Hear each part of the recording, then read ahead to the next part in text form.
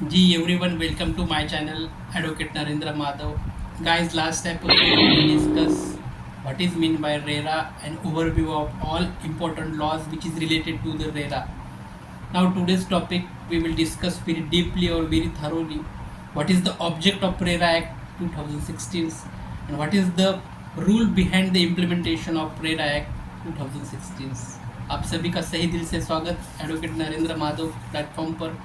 दोस्तों, पिछली कड़ी में आपने देखा कि जो रेरा है, laws behind the real estate, जो हम देख रहे हैं, कितने भी रियल इस्टेट की लॉज है उसके बारे में इन डिप्थ जानकारी हम ये वीडियो के माध्यम से ले रहे हैं.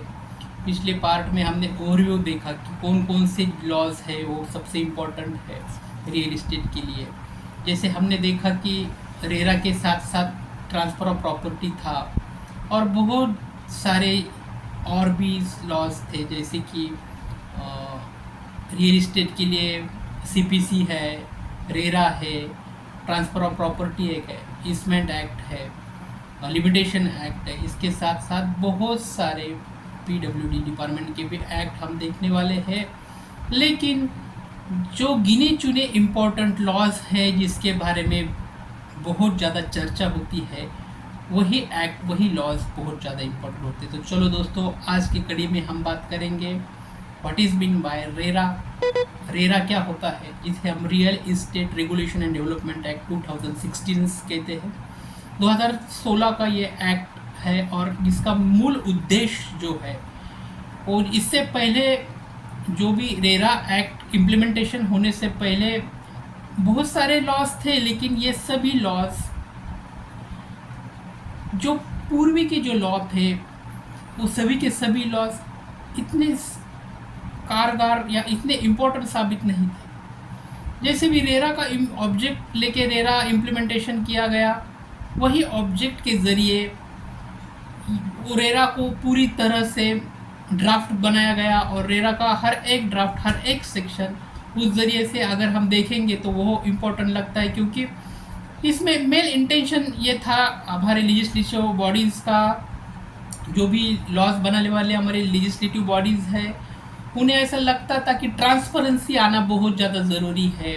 जो भी होम बायर्स है, जो भी घर खरीदने वाले लोग हैं, उनको कहीं भी जाके उनके साथ इलीगल कुछ भी न हो, ये सुनिश्चित करने के लिए हमारे गवर्नमेंट ने रेरा एक्ट क्रिएट किया गया था. दोस्तों, आप सभी को रिक्वेस्ट है कि अभी तक आपने चैनल को लाइक नहीं किया है तो लाइक आपको करना है, सब्सक्राइब नहीं किया है तो आपको सब्सक्राइब करना है, क्योंकि ये जो प्लेटफॉर्म है, ये प्लेटफॉर्म में बहुत अच्छी तरीके से सभी कानूनी जानकारी आप तक फ्री ऑफ कॉस्ट देने का काम हम करते हैं. तो चलो, आज जो रेरा का सबसे पहले ऑब्जेक्ट हम देख के लेंगे. सबसे पहले ये बात है कि what is the main object to creating the RERA act. First object is that registration of real estate project is most essential.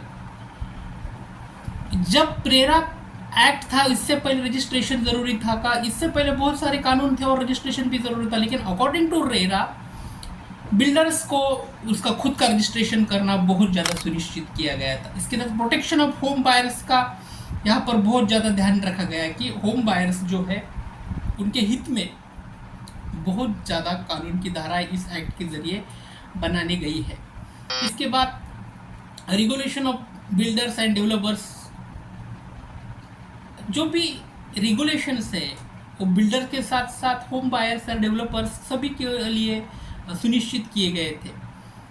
इससे पहले इतने इंडिप होम बायर्स, बिल्डर्स या डेवलपर्स के लिए कोई rules and regulation not create किए गए नहीं थे. तो रेरा में तो इस सभी के लिए जानकारी दी गई थी. इसके साथ साथ कंपनसेशन एंड डिले पोजीशन के बारे में भी बात की गई है. मेन ऑब्जेक्ट था कि जब भी अगर कोई आम इंसान घर खरीदने के लिए बिल्डर के पास जाता है तो सुनिश्चित जो डेट दी गई होती है उस डेट तक उसका पोजीशन जो होम बायर्स है उनको हैंड ओवर करना ज़रूरी होता है.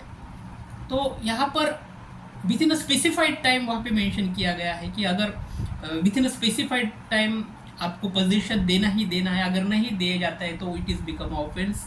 रेरा के ज़रिए एक रेरा के एक्ट का जो भी है यही इम्पोर्टेंस ही है क्या सुनिश्चित जो टाइम पीरियड है वो सुनिश्चित टाइम पीरियड को बिल्डर को अपना पोजीशन होम बायर को देना ही देना है. अगर नहीं देता है तो फिर ऑफेंस बनता है और कंपनसेशन भी उसके साथ साथ देना ही पड़ता है। कंपनसेशन बहुत ज़्यादा ज़रूरी है, वहाँ पर मेंशन किया गया है। इसके साथ साथ establishment of state RERA authorities and appellate tribunal की बात की गई है कि जो भी स्टेट है वो स्टेट गवर्नमेंट अपने राज्य में एक रेरा अथॉरिटीज़ ट्रिब्यूनल का निर्माण करेंगी अकॉर्डिंग टू रेरा एक्ट के ज़रिए। हर एक स्टेट को कौन सा भी स्टेट रहने दो, वहाँ पर रियल एस्टेट रेगुलेशन अथॉरिटीज़ का ट्रिब्यूनल क्रिएट करना सुनिश्चित किया गया था। तो ये ऑब्जेक्टिव है।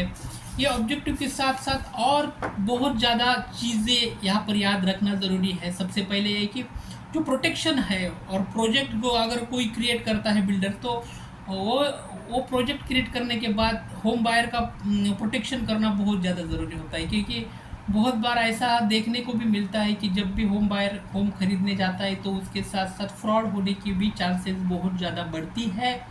तो ऐसा ना हो, इसके लिए वहाँ पर उनका प्रोजेक्ट को प्रोटेक्शन होम बायर का सुनिश्चित किया गया था।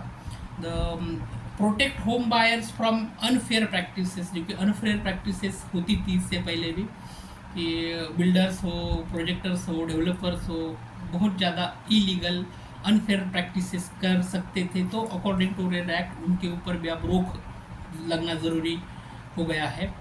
इसके साथ इंश्योर टाइमली कम्प्लीकेशन प्रोजेक्ट, मैंने पहले ही कहा था कि जो टाइम पीरियड मेंशन किया गया है, प्रिस्क्राइब टाइम पीरियड में ही आपको पोजीशन देना ही देना है, ये सुनिश्चित किया गया है।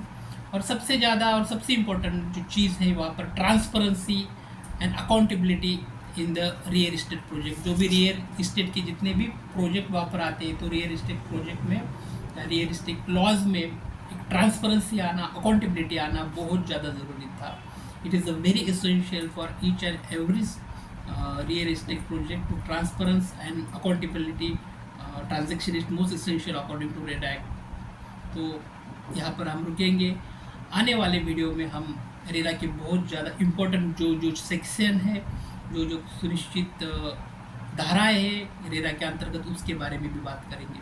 वीडियो अच्छा लगता होगा तो लाइक करना है, सब्सक्राइब करना है। Thanks for watching my channel. Thank you so much.